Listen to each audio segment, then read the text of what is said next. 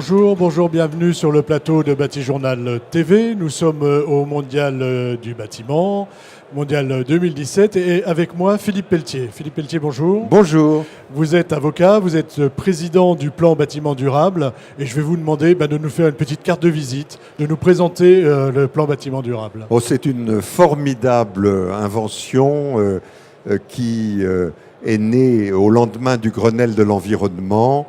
Le gouvernement, à l'époque initié par Jean-Louis Borloo, a eu l'idée qu'il fallait mobiliser la société civile autour du thème de notre chemin vers des bâtiments durables, c'est-à-dire à faible empreinte environnementale et économe en énergie. Et pour cela, il a pensé qu'il était nécessaire de créer une sorte de mise sous tension de la société civile, de tous ces acteurs, ceux qui produisent l'offre de services, comme ceux qui vont constituer la demande, pour que nous construisions ensemble, dans une concertation permanente, le bon chemin vers ces bâtiments durables.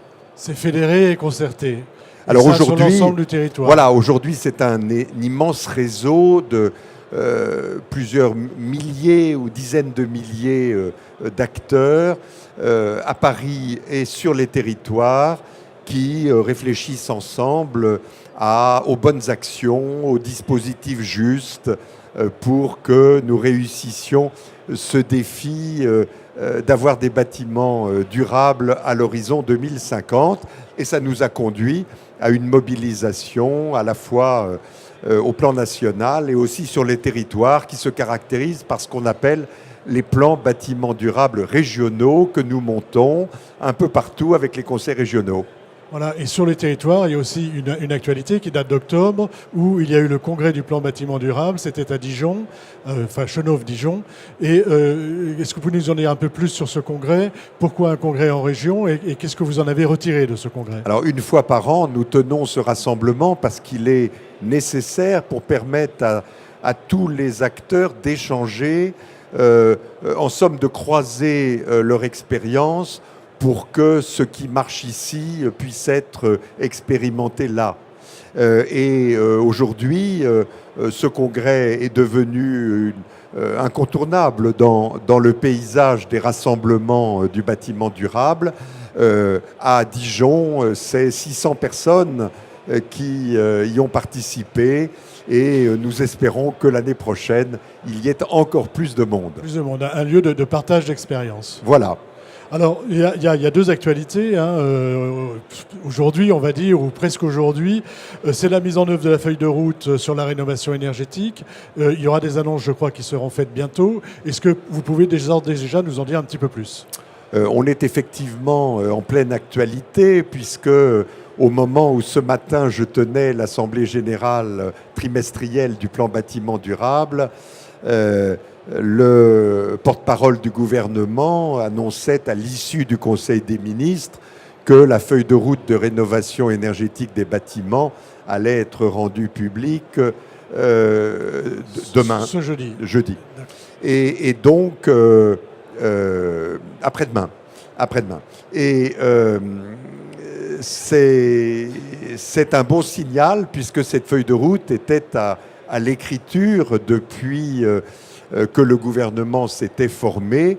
Alors, nous avons été associés à notre place à l'élaboration de cette feuille de route. On y retrouve les idées fondamentales que nous portons, la lutte contre la précarité énergétique qui est renforcée, l'action de rénovation des bâtiments éducatifs qui va pouvoir être suscité partout dans les collectivités territoriales, et puis de façon générale un encouragement nouveau, un renforcement de l'action de rénovation énergétique des bâtiments existants.